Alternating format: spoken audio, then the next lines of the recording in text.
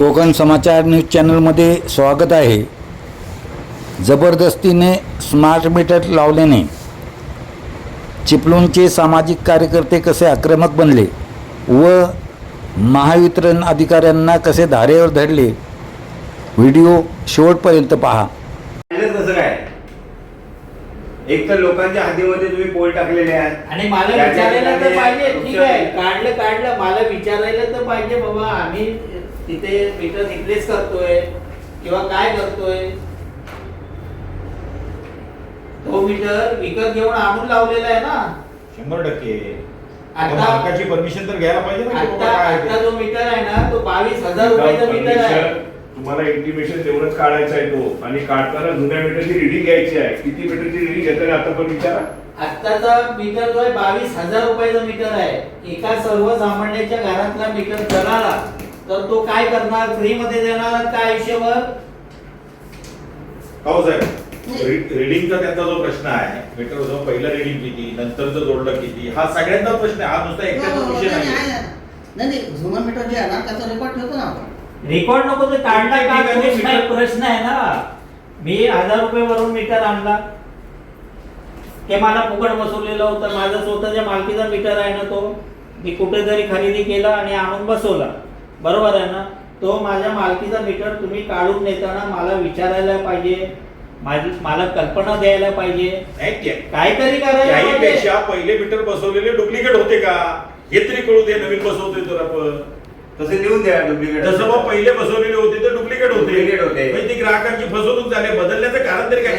आपण सर्व राज्यकर्ते आहेत, आपल्याला सर्वांना माहिती आहे की हे वरून राज्यपाल आणि वरून सगळं बोलून सगळ्यांवर तुम्ही लादणार.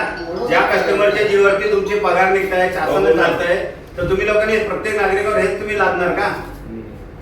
अरे हो ना, आपण हे काही आता आपण नाही तर लोकांना तुम्ही तुमच्या बघा, जसं चिपळूणमध्ये तहसीलदार आहे, प्रांत आहे, तसं तुम्ही पण एका गोष्टीचे एक अधिकारी आहात. तुम्ही वरिष्ठांना वरपर्यंत कळवा ना, सर्वसामान्य नागरिकांची परिस्थिती नाही म्हणून. तुम्ही आवाज सादर करा की तुम्ही त्यांनी दिलं, तुम्ही लावले, हे लोकांवर तुम्ही मनमानी करताय.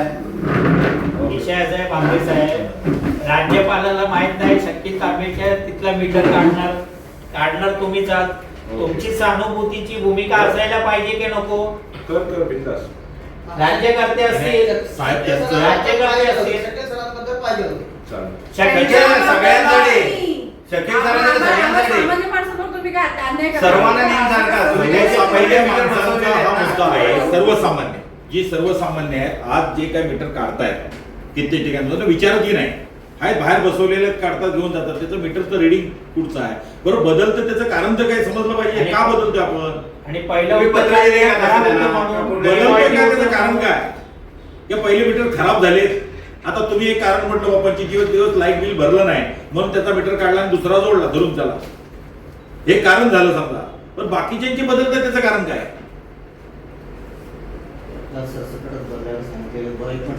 सांगितलं मी, तुम्ही आमच्या मनमानी करताय.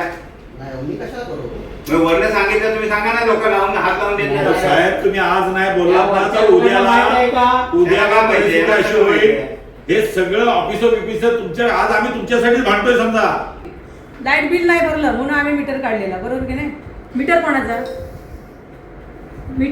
कोणाच्या पैशाने आलंय मीटर? यांचा संबंध काय काढायचा?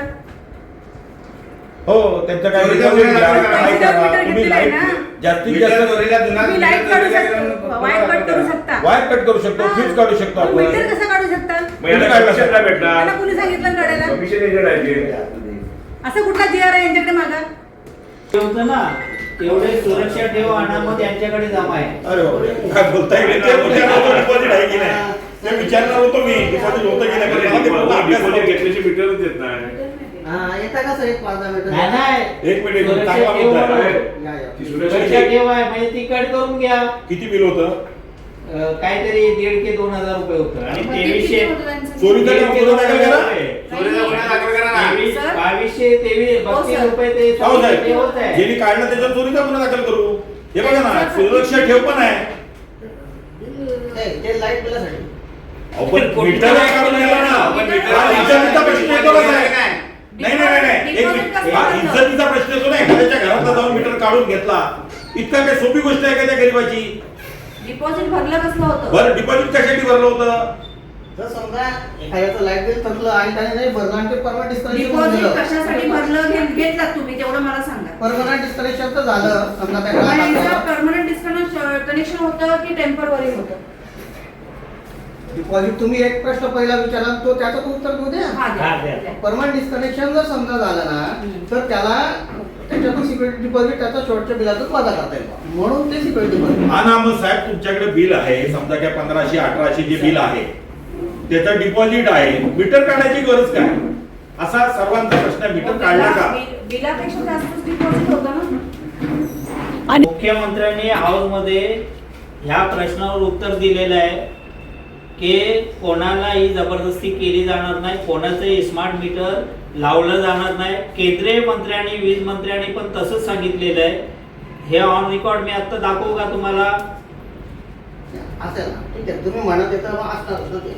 मग तुम्ही कशासाठी? जबरदस्ती काय काय करताय? काय चालवले कशासाठी चालवलेले? किंवा कंपल्सरी स्मार्ट मीटर बसवायचंच आहे असं काही जी आर का आहे? ठेकेदाराने तुम्हाला बघा काय आता बोलायचं नाही नाही, बोलायचं बिंदास. जी आर आहे का? नाही थोडं तर मान राखूनच बोलतोय. ठेकेदाराने ना जे त्याच्यावरच ठेका त्यांना त्यांनी प्रश्न मन- विचारले. मनमानी जी आर आहे का? करायला का? तुम्ही त्यांना ठेका दिला म्हणून. माझ्या घरामध्ये माझी परवानगी नसताना स्मार्ट मीटर बसवावं कंपल्सरी आहे तो जी आर आहे का? केंद्र सरकार राज्य सरकारचा जी आरची झुरळ देऊन नाही आणि गिराकांना इन्फॉर्मेशन न त्याच्यामध्ये देता पण तसं तो नाहीये. पण जरा आणि GR माझ्याकडे असं तो ते घेतला काढा. मी गेल्या वेळेला आले तेव्हा. बांबरे साहेब, त्याच्यामध्ये असं कुठेही बांबरे नाही साहेब. दिलेलं. हो बांबरे तसा तेवढं मी साहेब, करत नव्हतो. याच प्रश्नाला एक प्रश्न तुम्हाला विचारतो. बरोबर आहे ना? तुम्ही आता केंद्र राज्य वगैरे काय काय सांगते एवढे मोठे मोठे शब्द. मला सांगा इथली जनता तुमच्या की नाही? बरोबर आहे. आता माझा मीटर काढलाय तो केंद्रीय आणि राज्याचे जे काय मंत्री आणि हे आहेत त्यांना माहित आहे का? त्या डिपार्टमेंटला माहित आहे का? त्या अधिकृत मंत्र्यांना माहित आहे का? त्याच्यापेक्षा मला माहित आहे की रोष आहे जनतेचा, तरी पण तुम्ही ती भूमिका का घेताय? नाही त्याच्यापेक्षा असं सांगू दे हा मीटर काढलाय तो आता लाईट बिल डिपॉझिट असून ते काढलाय त्याला समर्थन आहे आपलं असा तरी मुद्दा सांगा.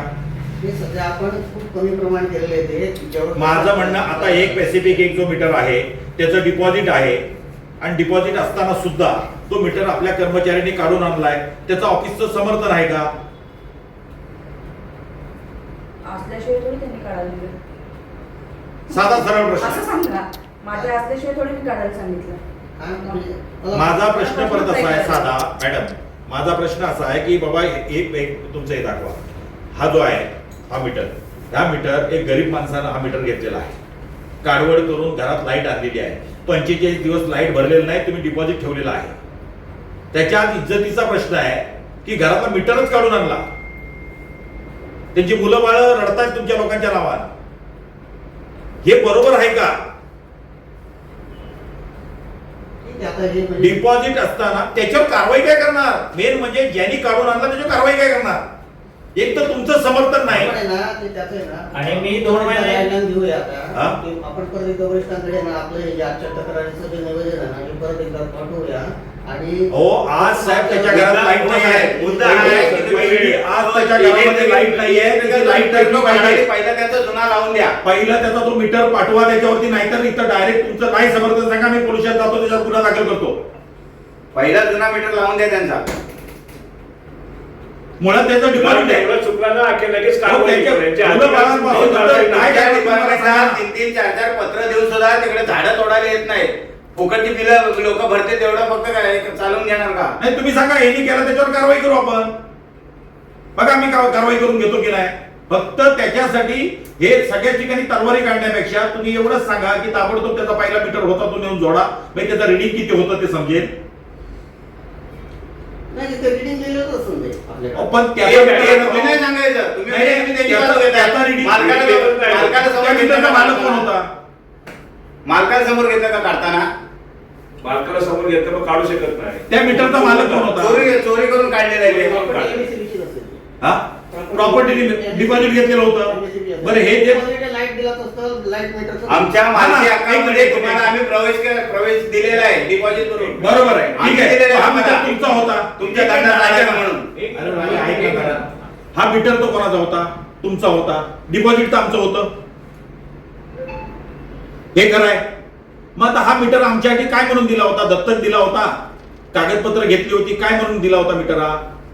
काहीतरी देताना लाईट आमची काहीतरी सिक्युरिटी होती ना, आमची काहीतरी इज्जत होती ना त्याच्यामध्ये. फक्त ते आपल्याला रीडिंग घेण्यासाठी दिलं होतं ना तो. बरोबर आहे ना, तिथं रिडिंग घेण्यासाठी दिला होता, मग तुम्ही पाहिजे तेव्हा उचलून आणणार आणि पाहिजे तेव्हा ठेवणार, काय करणार नेमकं? आणि तुम्ही मग सिक्युरिटी डिपॉझिट एवढं घेता कशाला? मग कशासाठी घेता? 3,000 म्हणजे ही हुकुमशाही आहे का तुमच्या लोकांची? आणि स्मार्ट मीटरचं काय होतंय माहिती आहे? दुसरी बाब, स्मार्ट मीटर तुमची वेळ संपली की डायरेक्ट डिस्कनेक्शन होतंय. हो माहिती आहे की बरोबर आहे. लोकांनी आणि बांधायला उद्या प्रीपेड झालं, उद्या तुम्ही प्रीपेड साहेब, झालं हे तर जे- पहिले पैसे भरायचे. पहिला तो मीटर बसणार आहे जागेवर नेऊन की नाही? आपण आहे ना सर परत आहे ना, आता मागच्या वेळेस आपण निवेदन दिलं होतं ना वरिष्ठांना की सध्या फक्त हे चिपळूण शहरामध्ये स्मार्ट मीटरसाठी लोकांचा नाराजी आहे किंवा विरोध आहे असं जे दिलं होतं ना, ते परत एकदा आम्ही निवेदन देतो. माझं म्हणणं तुमची आणि आमची- एक मिनिट तुमची आणि आमची यांच्यापैकी कोणची दुश्मनी आहे काय?